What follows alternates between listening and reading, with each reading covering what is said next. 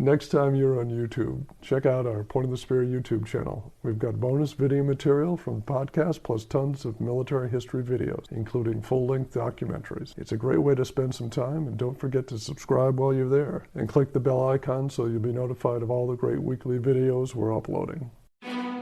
A lot of these missiles are in the hands of bad actors, and there have been 40 incidents since 1970 some odd in which they've been used them to either attempt to or actually shoot down commercial aircraft or corporate aircraft. That's the genesis of the book and what's behind the plot. An excerpt from today's guest, speaking about a deadly surface-to-air missile threat that's the basis of his latest military thriller.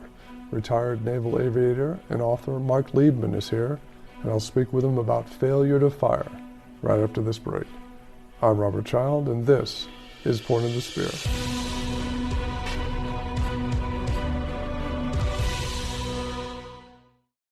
March 25th is National Medal of Honor Day, and my new book, Immortal Valor, about the Black Medal of Honor recipients of World War II, is out now. The book chronicles these immortal heroes' life journeys through all the pain and struggle up until their ultimate triumph. I hope you check out Immortal Valor, which is on sale now as we celebrate all Medal of Honor recipients on March 25th. Welcome back. Today's guest is a retired U.S. Navy captain and naval aviator who is a combat veteran of Vietnam, the tanker wars of the 1980s, and Desert Shield, Desert Storm. He retired as a captain after 26 years in the Navy and turned his attention to writing. His latest book is called Failure to Fire, Book 2 in the Derek Almer series, and author Marc Liebman joins us now. Marc, welcome to the show. Thank you. I'm delighted to be here. Well, we're honored, sir. And before we get into the book, I know you had a long military career, and I wanted to ask you about your aviation experience in Vietnam and in the Gulf. Well, I flew search and rescue, did a little special operations in Vietnam. And then during Desert Storm, I had a pretty interesting job.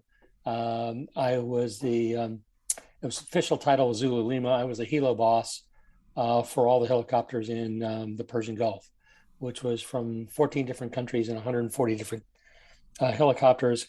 And I hate to say it, there are 14 nations in the coalition, and I think I probably had at least 16 different sets of rules of engagement. Oh, wow. Oh, it was an intellectual exercise, but it was a whole lot of fun. Oh, well, that's good as long as it was fun. When did you retire? I retired in September 1993. 93, I see. What was it that made you turn or become an author? Had you always written? The answer to that question is yes. My mother thought I had a vivid imagination, and may she rest in peace, and encouraged me to write. I started writing in college as a stringer for a ski racing magazine called Ski Racing, because I was going to the races as a racer.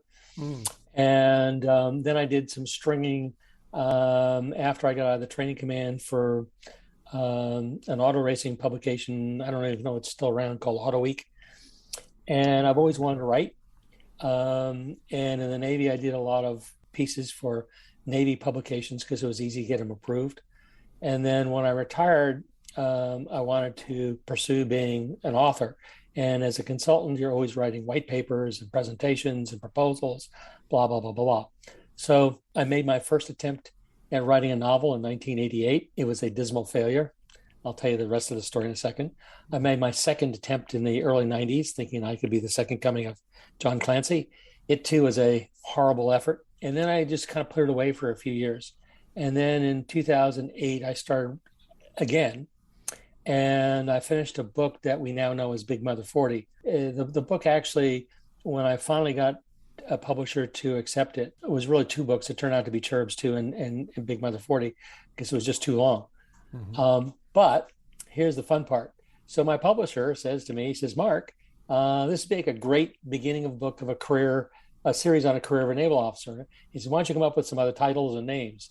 So those two books that were dismal failures back in 88 and the early 90s are now the Simmershire Island Incident and Moscow Airlift. Oh. The last two books in the Josh Heyman series. So I resurrected them. It took a lot of rewriting and stuff like that. But yes. Sure. Well, you're always rewriting, that's for sure. Yeah, yep. Never stops. Now, this current book that's come out, Failure to Fire, deals with a a current incredible threat to commercial aviation. Yes. Can you tell our listeners what was found in the fields of a North Texas farmer in late 2016? Yeah, this is fictitious, but the book starts off with them finding four man pads, which is a shoulder-mounted surface-to-air missile known as a man-portable air defense system. And these things are readily available.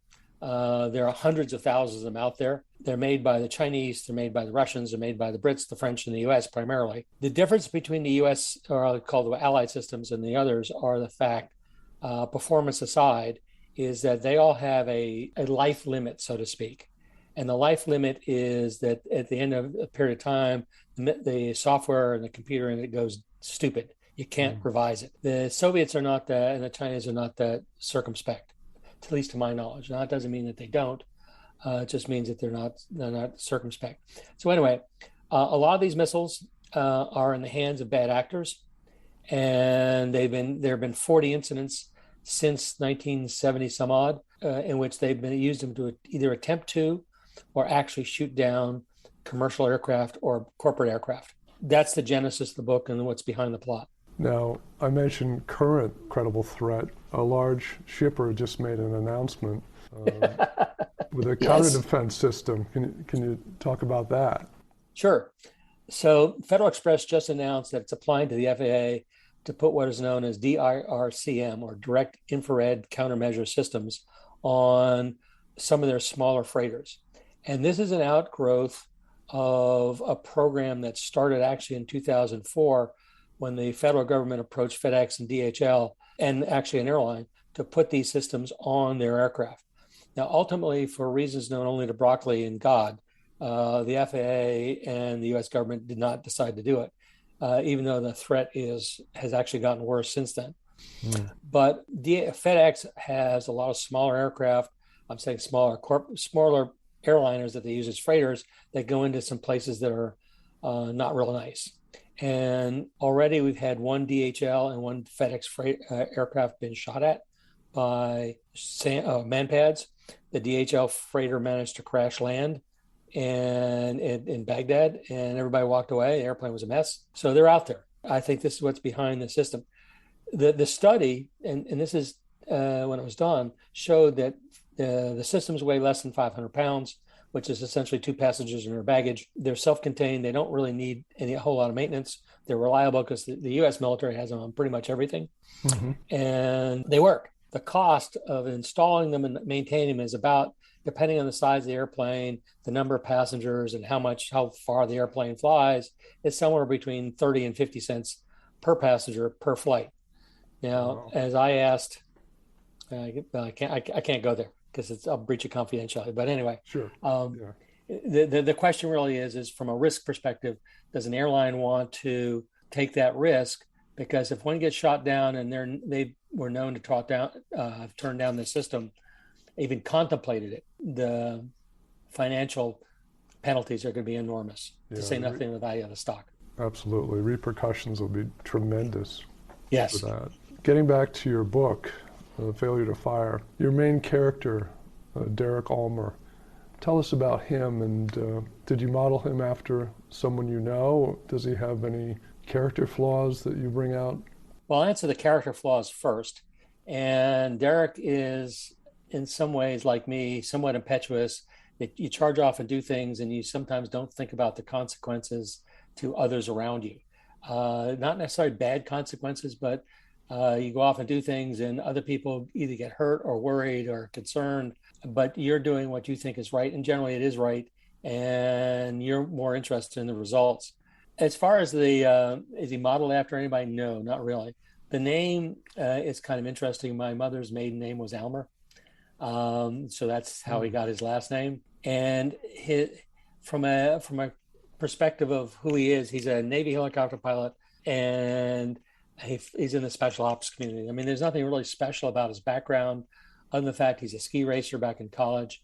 He's pretty good at what he does, and he's run across the bureaucracy and what we refer to in the Navy as the shoe clerks, and then he decides to, at the end of his obligated commitment, get out, go into the reserves and become a contract pilot for the Central Intelligence Agency. I hope you're enjoying this episode. Next time, be here for best-selling authors Andrews and Wilson when I speak with them about their latest W.E.B. Griffin thriller, Rogue Asset. Griffin, if you've read any of his stuff, he's very particular type of prose, and his voice is very unique. And it's not like Andrews and Wilson. And we sort of said that to Tom, like, we don't write like him. He's like, oh, I know. He's like, and here's my advice to you guys. I want you to just tell the best story that you can, and write it your way. Pay homage to the characters and the ethos and the canon of the Presidential Agent series, but do not, whatever you do not try to write like him, because you will fail. That's next time. March 25th is National Medal of Honor Day, and my new book, Immortal Valor, about the Black Medal of Honor recipients of World War II, is out now. The book chronicles these immortal heroes' life journeys through all the pain and struggle up until their ultimate triumph. I hope you check out Immortal Valor, which is on sale now as we celebrate all Medal of Honor recipients on March 25th. Now back to the conversation. Now, this is the second book in the series. Yes. Do you have the number of books planned that you want to do in this series? Do you have an idea of the layout? Yeah, so the first book is called Flight of the Pawnee, and in it, Al-Qaeda sends somebody to the United States with the goal of killing at least 10,000 Americans in one attack.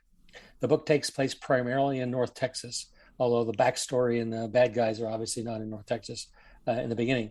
And the bad guy figures out how to do this, and I will guarantee it will keep you up awake at night. The genesis of the series is that I've decided to pick 4 threats to the U.S. economy, so to speak, or the United States, that people don't talk about, you don't read much about, and write novels about them. So Flight of the Pawnee is about one. We've talked about Failure to Fire, which is about the man-pads threat. The next one, I literally am about to start writing on early next week, because I got some what I call administrivia to do, and it's going to deal with a threat. Right now, the way it's envisioned, it's a cyber threat. And then the last one will be a 4th threat. And I'm not sure whether it's going to be bacteriological warfare, chemical warfare, or use bacterial or something else. I'm not quite sure what I'm going to do with it yet, but I have the titles sort of done. And I've got the plot outlines more or less done. What's your research process into these books? I know you're former military, but do you do a deep dive? I know there are some things that you probably know that you can include in the book, some things that are classified from your military background. So one of the interesting things is, now that I'm retired, not all my clearances have expired, or the restrictions. So I send all the books off to Uncle Sam to get blessed. And I can go into, that's a whole nother discussion as to why. But one of the things being a consultant taught me, and also being a strike planner taught me, was how to develop fact bases. In other words, to do research, come up with the data that you need, or the information you need to support a course of action. So writing a novel is pretty much the same thing. I spend on the first draft, depending on the topic, like the 5th and 6th and 7th books of the Josh Heyman series, I probably spent less time researching than I did in the first ones, but it's typically about 40 to 50%. So if I spend 6 months writing the first draft, I would probably spend of that writing time an equivalent of about 3 months working. And the reason I know this is because I used to, as a consultant, used to keep timesheets. So I started doing it just out of curiosity, because I found myself spending a lot of time going to rat holes. And that's one of the problems. But what I pride myself in is that the books are historically accurate in terms of the context that drive the plot. And they're also operationally accurate. In fact, the aircraft, helicopters, weapons, whatever I'm using are in fact used in the way they're intended to use, and they have their normal capabilities, sometimes which don't work. So the process is basically, I start with the idea and I start writing and say, well, what kind of weapon do I want to use? Come up with the idea. Okay, I'm going to use a man-pad. Okay, what kind of man-pads are out there? So I spent hours researching the internet. Now, some of them I knew from my days in the military, but there are newer versions. And then you start going down through there. By the way, Wikipedia is a wonderful place to start. It's not always the end all, because at the bottom of every Wikipedia page, there's all kinds of sources. Right. And you just keep going. And like I said, sometimes you wind up spending days. The example I use all the time is that in Render Harmless, which is the third book in the Josh Heyman series. There's a scene towards the end of the book. It takes place in a restaurant at the top of a hotel run by Stasi in East Berlin. Now, I grew up in Germany. My father was in the Air Force. He took us to East Berlin to show us what the bad guys were. And I remember going to that hotel and eating in that restaurant. It took me a Sunday morning, to find pictures of that restaurant because the hotel has been since demolished. And it winds up with about 25, 30 words of description. Well, that brings people who were there close to the action. Yeah, and it also brings to life the scenes. Because, again, one of the things that I try to do is put the reader, as I tell people, I put the reader standing next to the main character. So he sees, or she sees, what the character in the scene is seeing and feeling and smelling and then doing. Do you have, obviously you have former contacts in the military. Do you ever consult any former military or? Not anymore. And the reason for it is I do not want a clearance. Because the clearance, anytime they open that door, that means anything that's associated with that you write anything, suddenly becomes subject to a whole new set of rules.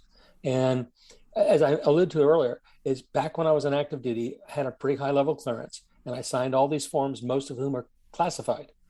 So I've had more than one adult beverage, and I've slept since then. So I don't remember the names of these things. But if I use one inadvertently in a book and it gets published, I'm suddenly held accountable. So that's the reason I send this off to Uncle Sam, saying, hey, guys, is there anything in here that shouldn't be? Can any author do that? Send that off to a certain office in the government to have it cleared? Yes. However, the rules are different from people who are on active duty or in the reserves and currently drilling as a reservist and retirees. I don't know what it is for the non-military people. The process doesn't take long. It takes about 45 to 60 days, 65 days. It doesn't cost you anything. There's a form you fill out, at least in the Navy, there's an instruction you have to follow. There's a form you fill out, and there's a letter that you have to send that goes with the manuscript, and then you get it back. And sometimes you get a phone call or an email saying, hey, we've got concern about ABC, and you have a conversation. And then sometimes it's really simple to change. Other times it requires rewriting whole sections of the book. And with one of my books, I had to do it 3 times. Wow. Well, yeah. Is it concerning tactics or equipment or? Well, one was because in the Simishore Island incident, I have a pretty detailed description of the 7th Fleet spaces on board the USS Blue Ridge, which is the flagship. So they said, could you dumb that down a bit? Well, I could, but when I'm talking about a guy talking in a passageway and turning left and turning right and going into a room, this or a compartment, it was a little more complicated than just editing. The other thing that they wanted was I used a couple names that I thought were open source. As it turns out, no. So we had to change those. That was just basically find and replace. And then the third one was I put a type of camera on a Navy airplane, which it was installed on. And I talked about the resolution of the images. And I used Wikipedia as my source because it had a detailed description of these cameras, which, by the way, are available to the public to buy. And the film, which is very expensive, and now it's only made by one company in the world, and because they're still used. But and I talked about the resolution, and they were uncomfortable with me referring to the resolution of these cameras because I even dumbed that down, knowing what the real resolution was. And they said, can you dumb it down even farther? And we prefer if you don't talk about it. And I said, look, here's my source. Okay. And I gave them the Wikipedia link and I said, this is what's in Wikipedia. And I said, I'm on the safe side of that. Yeah. Do you use a lot of citations? I know in nonfiction, obviously. No, in novels, it's not a good thing to do. So what you do is let's say this is describing a system, but then you describe it. But if a character refers to it, let's say they're talking about NIRS, which is the image quality system used by the National Reconnaissance Office. So you just say this is a NIRS 7 and you explain what that means. You don't say what a NIRS 7 image is in terms of resolution. Just say it's 1 to 9 and something like that. So you give the reader enough flavor so that they understand what the acronym means. Now, this book, Failure to Fire, was this your 8th, 9th book? How many? 11th. 11th. Yeah. The Josh Heyman series has 7 in it. I've started writing an Age of Sail series. The first two are out, and the third one will be out in August-ish. I'm saying summer. We're shooting for July, but August is probably when it'll come out. And it'll be a 7-book series. And then this one, the Failure to Fire and Flight of the Pony, are in what I call the Derek Almer counterterrorism series. And there'll be 4 in that. And after that, I've got about 5 or 6 more to write. And then I'm probably going to hang it up. The goal is to get to 20. Okay. Don't know if I'll make it. I've never heard any author have a goal of an end number of books because it's always open-ended. But well, yeah, the reason it's 20 is because that's the ones I have outlined or actually written the first draft of the manuscript. So that's what they're. I mean, the counterterrorism series could go to 5 for all I know. I mean, when I get to the 4th one, I may add another one. The Josh Heyman series, despite a lot of readers wanting me to write another one, it's done. I'm finished with it. The Age of Sail series started out as 4. It's now 7. It may go to 8. It may go back to 6. I think I'm under contract for 7. So that's probably what it'll be. But the publisher and I have talked about when I get to 6, which is because I've written the first 5, at least from a draft perspective. When I get to the 6th one, I'm running into some interesting things because the characters take over. When you're writing a book, you become the character in that scene. And they're doing things that I hadn't planned in my outlines. And so I'm going down a direction that I literally did not envision when I started writing the series. So it may be 6. It's planned for 7, but it may end at 6.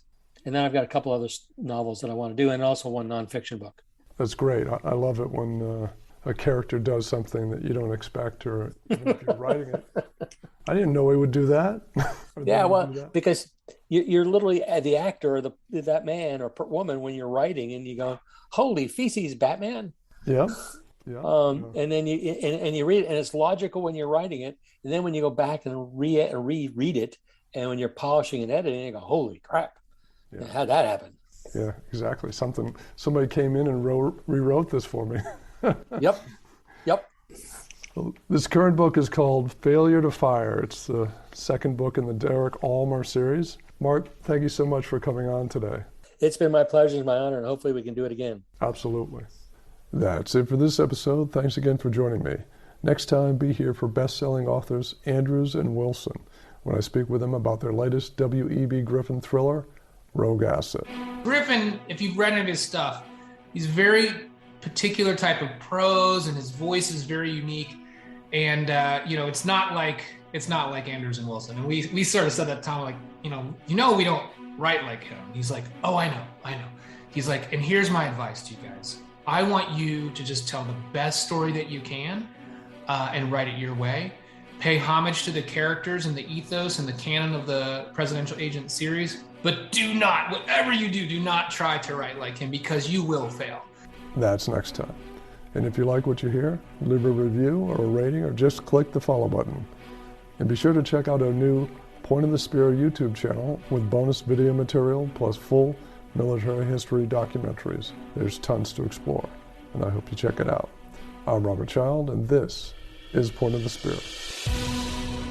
Music licensed from audioblocks.com. Point of the Spear is produced by RSC Media Group.